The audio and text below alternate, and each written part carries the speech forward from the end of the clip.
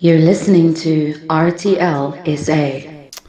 Right, so in 2007 he completed a lifelong dream of traveling from South Africa to London solo on a motorbike, an amazing adventure all round, and he traveled through 15 countries over 18,000 kilometers to do this. And while he was on this little trip, he just decided that he's going to climb a little hill called Kilimanjaro as well, just to throw it into the mix. And now he's on a new challenge, as we saw in the little intro over there. Andrew Wood joining me on RTL SA. Welcome to it. Good to see you, mate. Oh, good to see you. Thanks for having me on RTL.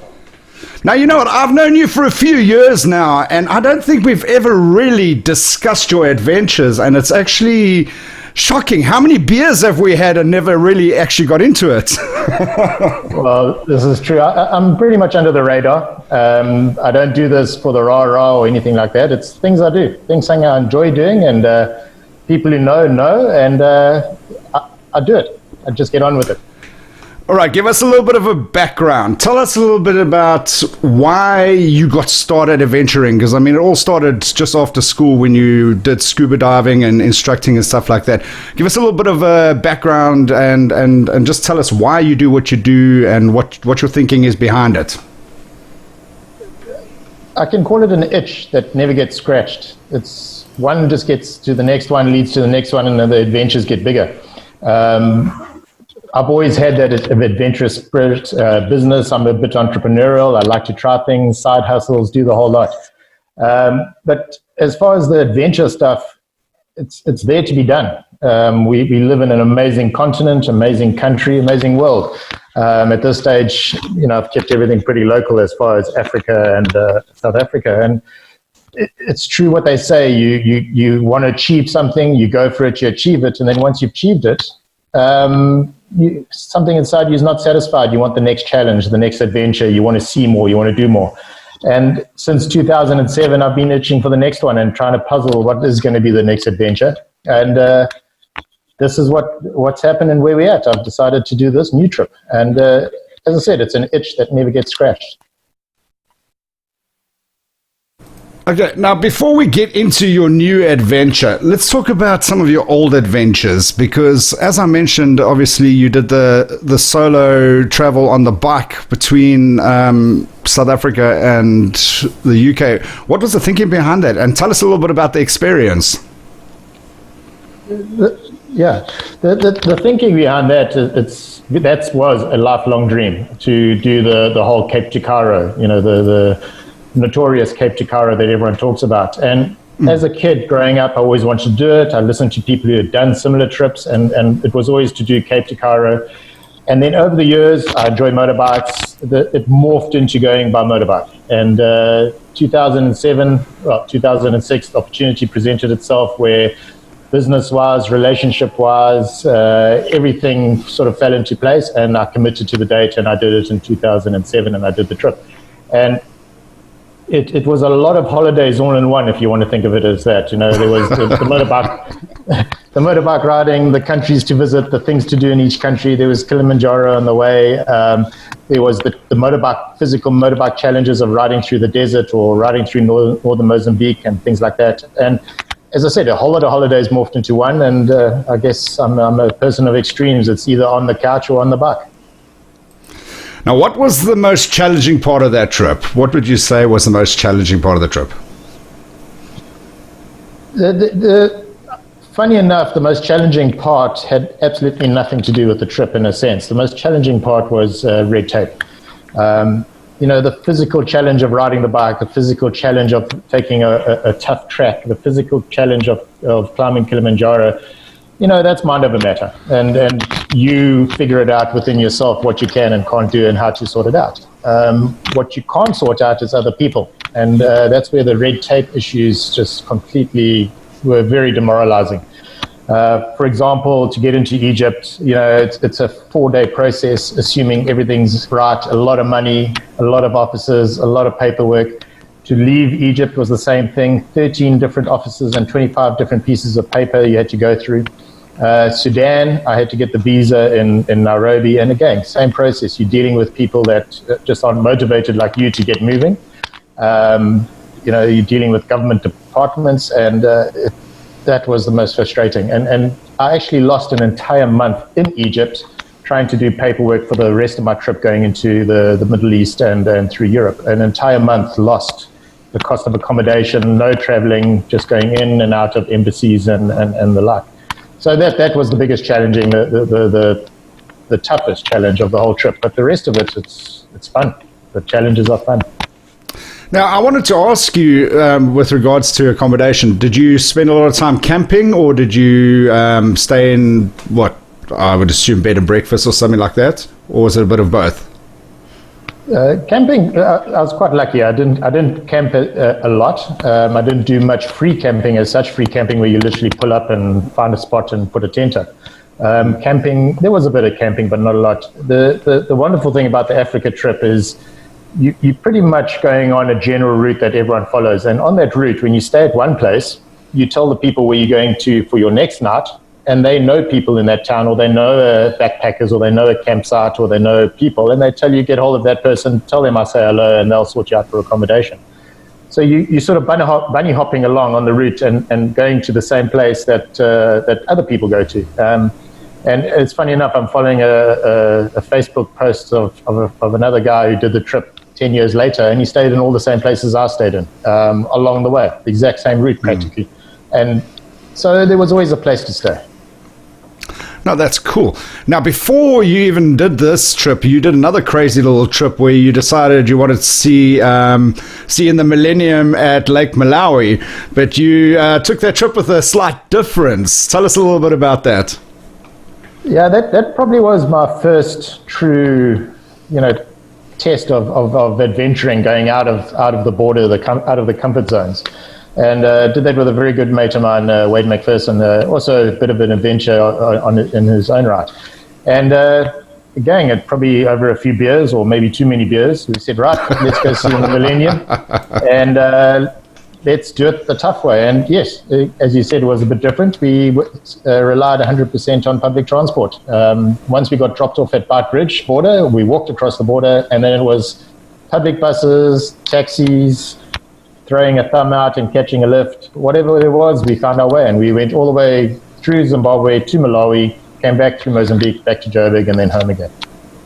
My goodness. And how long did that trip take? That whole trip was, going back a long time, that was 20 years ago. That was probably about 2-3 weeks, the whole trip. Okay, not too bad. And the Millennium, the trip to Cape Town to South Africa to Cairo, how long was that trip overall? Yeah, the Durban to London trip was 4 months, 124 days. Bear in mind, in that I lost a whole month sitting in Egypt. Funny enough, just a side story there. Actually, on the trip, I developed the idea, because it was 2007, South Africa was playing in the World Cup in France. I actually had a proper plan to arrive at Stade de France with a sign on my motorbike with a sign. I've driven all the way from Durban. Can someone sponsor me a ticket to watch the final? And it actually developed into a plan. And unfortunately, with all the red tape in Egypt, I ended up watching the World Cup in a 5-star hotel in Cairo. Now, you've got to have some sort of balls to travel through Africa, to be honest with you. I mean, just traveling around in South Africa is a mission enough. And what would you encourage people to do it though? I mean, is it not too dangerous, or would you actually suggest it? If I can put it that way. Absolutely, no. The reality is a lot of people are in a cage of their own. They create a lot of fear. Some can blame social media and things like that. Let's be realistic. South Africa is dangerous. Africa is dangerous. But with some common sense, keeping your eyes open, keeping your ears open, you can take yourself into a lot of safety, if I can say it that way. The other reality of it is when you start doing these sort of adventures, you're actually moving out of cities. You're in the rural areas, you're in the sticks, you with humble people, and you're with the real people. In the city, someone's always trying to get an angle on you, or someone's always trying to hustle you, and those are the where you come across the rogues, let's say that. But once you do adventure travel, the whole point of adventure travel is you're not going and looking at, walking down the high street of a city looking at monuments. You're actually in the bush. And those are real people. Those are genuine people. So the safety side of it is eliminated to a large extent. And I was about to ask you, and you mentioned the hustling and things like that. Was it an expensive trip with regards to bribes? Because I know when you go to Mozambique, for example, you need to keep some spare cash just to get through certain points and things like that. Was it like that throughout Africa? Oh, that's a brilliant question, and actually, I'm glad you asked that. The reality is, I didn't pay a single bribe. And wow, what I learned is very much, sad to say it, possibly a South African attitude that everything has to be done with a bribe. South African people, by generalization, we're in a rush. We want to get stuff done. We want to make it happen. And the way to do that is obviously grease a few palms and you get things done. What happens in Africa is things slow down. And if you are prepared to take that frame of mind where you're not in a rush, you're there for the journey, not the destination. I went through many roadblocks. And you arrive with a smile. The trick is, and I'll tell you exactly what the trick is. I'd see a roadblock. I'd pull up a few meters short of it. So straight away the guys are on their back foot. Why is this guy not coming to us kind of thing? Why is he stopping further away? I'd get off. I'd take my helmet off. I'd pull out a cool drink. I'd start having a snack and things like that. And the reality is they see I'm not in a rush. So I'm not going to be forced to pay a bribe. So then I get into a chat. You be friendly. You be polite. You be respectful. And after a few minutes, they can see this guy's not here to do this. He's here on doing his own thing, and they eventually just let you through it. Never once was asked for money, not once. And I think it's entirely down to attitude. And don't go in there aggressive. Don't go in there already flashing the money, because of course, if there's a free Coke, the guy will take it. It's just attitude, I think. Now, just before we talk about your future projects, tell us about Kilimanjaro. I think it is on a lot of people's bucket lists. Was that the plan on the outset, or did you just decide along the way to do it? And what was it like? How did it go? It was planned. Once I decided on my Africa trip, my motorbike trip, it was the same mate who did Millennium with me, Wade McPherson. He and I discussed it, and we made a plan. And so, if I had any real targets other than trying to get to Paris for the World Cup, my target was to get to the base of Kilimanjaro by a set date. Wade flew in from South Africa, and we then did the climb. So it was 100% planned. It wasn't a on-the-go kind of decision. I can honestly say, physically, one of the toughest things I've ever done, doing the climb. But from a satisfaction point of view, to actually summit and say that I've done it and I've been there, it was incredible. It is one of the best experiences I've ever had. The thing is a lot of people see it, and it's heavily marketed as, which is not the right thing, marketed as a walk. It's not mountaineering. You're not using ropes and things to go up. There are routes that you can do that, but I'm talking about the sort of the commercial route. But it's not a walk. You at 5,800 meters. That's 5.8 kilometers above sea level. You're higher than base camp at Everest. It's a 5-day walk. We did 6 days, taking an extra day for acclimatization. Physically, it challenged me. It was tough. And when I see you for a beer, I'll actually show you how slowly I was walking when you get to the top, because there's just zero oxygen. It's tough. It's really, really tough. And I'll put it down as one of my greatest achievements. 6 days to summit, or 6 days up and down? 6 days up and down. The way we did it is we took 3 days to get up to a certain point. Then we spent a day there to acclimatize to the height, because bearing in mind, Wade had flown in from Durban, which is sea level. I'd ridden up from the coast, so I was also in sea level. So our bodies weren't ready for altitude. So we took a day. Then it was another day to summit, and then literally you come down in a bit more than a day to come back down. Cool. Let's talk about your plans now. Alexander Bay to Kosi Bay. What's that all about? Again, been looking for an adventure. For a while, I've been puzzling what to do.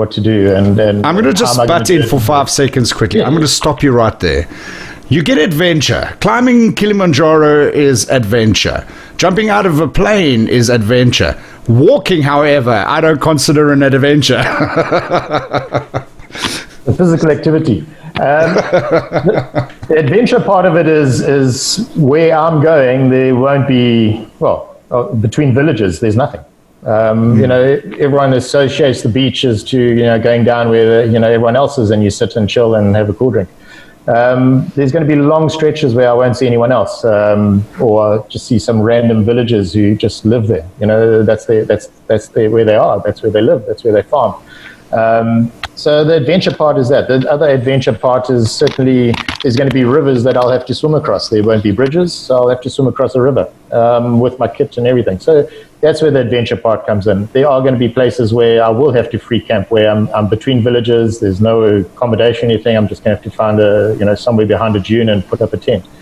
So that is the adventure part of it. Certainly the walking part of it is just a physical exertion. That's a physical challenge, but I'm not the first person to do this trip, so I have a little bit of reference of what it's like and what you see. And the gang, the fact is there's so much of this country that people have never, ever seen, and beautiful, stunning parts of the country. And, again, people's frame of reference is, from one town to the next town, you drive along, you look from your car, you see the beach. But the reality is if you walk on the beach, you're looking back at the land, and there's just places that people have, I won't say never been, but very few people have ever seen.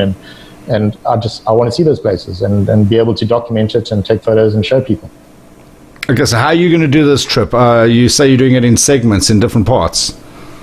Yeah, so the reality is, and I need to explain this because I haven't found a clever way of writing it for people to understand, is my circumstances are very different to when I did the motorbike trip in 2007. 2007, I set out and I said, I'll be back when I'm done, which was easy enough. The reality is now, my business needs me. I've got family now, so I can't just get up and disappear for 6 to 8 months.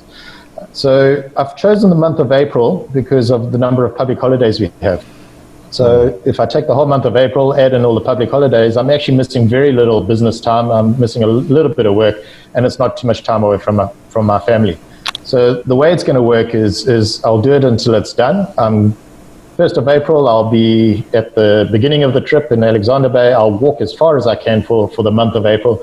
When I get to the end of the month, I'll come home, and that's it, done for the year. The following year, I'll then go back to where I left off and continue for another month, and then come home. And then I'll just do that every single year, and I'm predicting anywhere from 6 to 8 years, or 6 to 8 months if you consolidate it, until the trip's done. I'm committed to a 6 to 8 year annual month holiday somewhere in South Africa. Again, I don't consider walking a holiday, but that's just my personal preference. And Andrew, what amazed me most about it when we chatted the other day, you were saying that you're not doing this for any particular reason. It's not to raise funds for anybody specific, and you're not trying to raise funds to do this either. So it is purely for the enjoyment. Is that accurate? And obviously for the results, to say the achievement, so to say you've done it. That's 100% correct, Noel. A lot of people try to attach their adventures or their expeditions to a charitable cause. And I query that, and maybe possibly a controversial thing I'm about to say now. Some people do that to get more attention on what they're trying to do. I'm not doing this for attention, first of all. I'm doing this because I want to do it. I want to share it with people because I think it's should be something that people might enjoy. People who wish to do something like this, they can maybe get confidence by seeing me do it, and then they'll do it. So I have some objections to attaching an adventure to a charitable cause to raise money for something. I think you're piggybacking on it. Having said that, there are people who do it very successfully and do raise a lot of money for someone or something. My motorbike trip, I did raise money for someone, and I raised a lot of money for him, and it was a feel-good factor that I did it for that friend of mine, and he needed the money. But also, it takes away from what you're trying to do for yourself, because also I find myself spending a lot of time trying to motivate people to follow the charitable side of it. So I don't want to say it's a selfish thing I'm doing or I'm trying to push people away. Certainly, if someone wants to use me, if you want to say that to for their cause, I'm more than welcome to attach my name to it, because I'm happy to go do talks. I'm happy to speak to people to raise awareness of what they're doing. This is also part of the reason why I'm doing this. I'd like to get into public speaking, motivational speaking, and use this trip as material as such. But and again, I'm not trying to go out there and say I'm not doing this trip until I get sponsored for all the kit. I'm doing it. I want to do it. It's for me. It's for people who want to enjoy the trip. And if a brand does want to use me as a guinea pig to test their product and be a product reviewer, brand ambassador, whatever, yeah, great. Come along. I'm more than welcome. We'll take the invite. But at the end of the day, I want to do this. And whatever joins me on it, whether it's a brand or a charity or other people, more the merrier, and you're more than welcome to join. If you weren't walking, I might have considered it. But I ain't doing no walking. You can do South Beach to North Beach with me when I come through Durban. Okay, that sounds like a plan. I'll join you for that. Andrew, thank you so much for joining us. And well done, on everything you've achieved and everything you've done so far. And I'm excited to follow you along on this journey and to see how you achieve. 8 years is a long time to cover a journey, but I think it's going to make for a hell of a highlights package afterwards. It will, but bear in mind, it's a month at a time. If you don't mind, if I can just say, if people do want to follow me, there's a couple of platforms that they can join in on. Obviously, there's the website, which is www.alex2kosi.co.za with the number 2. There's Alex2Kosi on Instagram, Alex2Kosi on Facebook, and there's also a YouTube channel where I'll be uploading my vlogs or video uploads as I go along. At this stage, it's training, and then it will become on the trip itself. I'll be uploading videos. So effectively, Alex2Kosi, and that's where you can find all the links. Fantastic. Andrew, have yourself a great weekend, and we'll chat again, probably closer to the time. Noel, thank you very much. Really appreciate it, and all the best. Thank you. That's Andrew Wood joining us on Zoom and talking about his adventures that he's going to take on when he takes a long walk from Alexander Bay to Kosi. I'm still stuck on this whole walking thing. Anyway, best of luck to him, and what an achievement he's already got with Kilimanjaro and traveling through Africa and public transport all the way through to Lake Malawi. Incredible adventures that he has got, and you can go follow him on YouTube, like I was saying, as well as Facebook, Instagram, on all the details. It's Alex2Kosi. That's the number 2 in between the 2 words as well. RTL SA.